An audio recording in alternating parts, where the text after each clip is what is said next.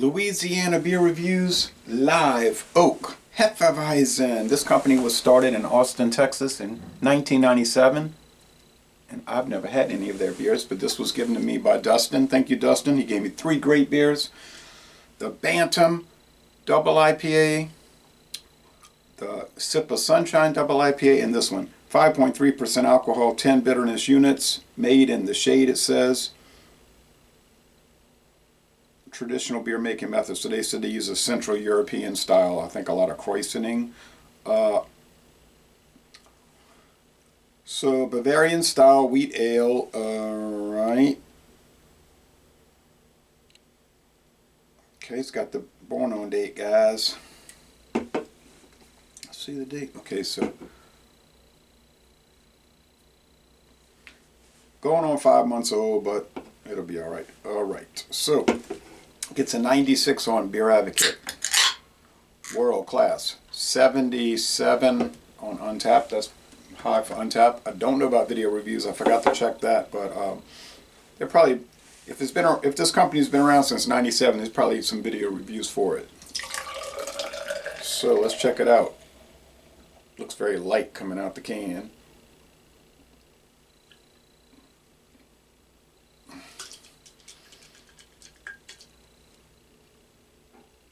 Do the swish and pour on it.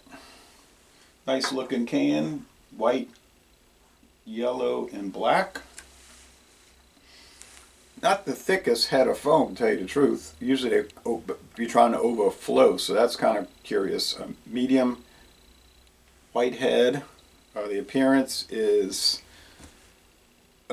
becoming cloudy with the swish and pour, so you get this glob of grayish yellow gunk coming down. You might notice that. So that's typical for wheat beers. Alright, so I will watch the video reviews for it and see what other people say, and I'll read the written reviews from the last month and see what people say. Oh yeah, you get that wheat bread, a little bit of that banana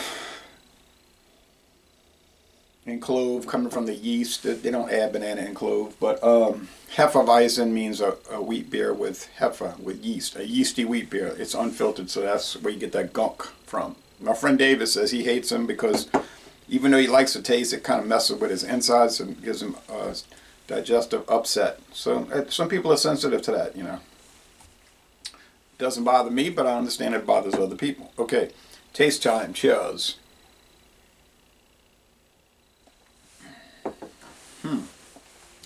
Very prominent yeast flavor. So the bubble gum, the banana, the coriander, it's all from yeast. You get that kind of weird flavor. Get the tap water now. I always say this about wheat beers. Hefeweizens or otherwise, they always seem to me to have a tap water flavor. 10 IBU says 0 out of 5 hop cones. No bitterness here. Forget that. Sweetness? No, not really. Maybe a little bit. 2.5 out of 5. Sugar cubes. Like I said, it's a light medium. It looks light and it's a light to medium body. It's a mostly dry finish. I don't understand the world class rating. I don't see what's world class about it. It's nice. Now I'm not really a fan of Hefeweizens or wheat beers of any sort, and so you might say you're biased against them. You got an axe to grind. You're out to get them. No, not really. It's just not something I reach for. But if I see them, I'll buy them, try them, give it a fair score. This was given to me. I'm gonna give it a fair score. The people really get enraged about the hazy and juicy IPAs. Like I got a secret agenda against them. And I was showing somebody where I had like multiple written reviews that were in the mid 90s, at least mid 90s, maybe higher, for a bunch of juicy and hazy IPAs. And I was saying if I had an axe to grind, there wouldn't be any of these repeated A scores. Now, some have gotten B's and C's, and that was because they really weren't very good. I remember the Fleur de Lis wheat beer from Lazy Magnolia. That didn't last long. That was a fabulous beer. And I only saw it once, so I don't know if they were testing it out or something, but it was on the website for a minute. That thing had to be in the high 90s. I don't remember exactly the score, but that was so good. So I try to detach myself from personal preference and give a fair score, okay? So if I do flavor malt beverages, I detach myself from that because I never drink them and I don't care to drink them. But I say it exists. It's a style, not for me, but hey, some people drink these on the reg, as they say. And I'll review them and say, yeah, it's really great for what it is. Now, you know, my preference is more like traditional IPAs, stouts, especially imperial stouts of any type, Baltic, Russian, you know, Baltic porters, the really strong ones, the Russian imperial stouts, barrel-aged stouts, I really don't like them. But after all, I did give the 2023 Bourbon County brand stout a 100 out of 100. I gave the KBS Mackinac Fudge a 100 out of 100. So, you know, I try to be fair and echo it. You know, I like Pilsners. That's another style I'm really keyed in on. So, yes, I do have personal preferences. And no, I don't have an axe to grind. One more thing about the hazy and juicy. I think that style became so big that a lot of people were just putting them out and wasn't a lot of care involved. And so you had a lot of duds out there.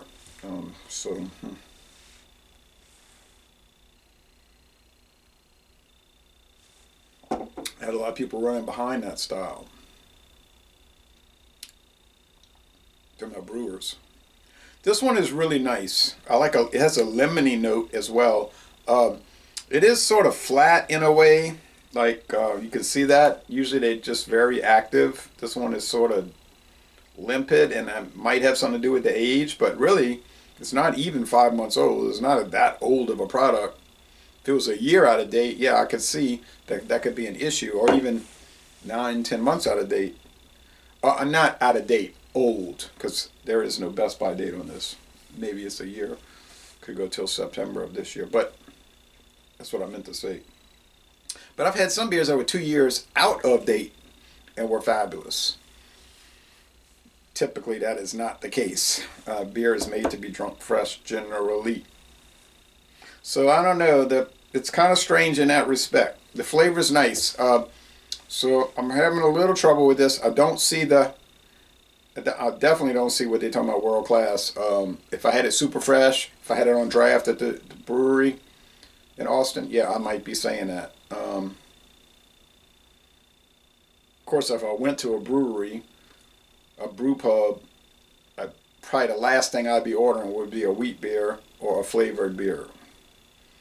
You know, like we have this cherry lager, this strawberry lager. Those would not be the ones I'd be reaching for. I'd be reaching for the Pilsners, the traditional IPAs, the stouts, imperial stouts, like I just said, and double IPAs. This would be some, or Doppelbocks, you see.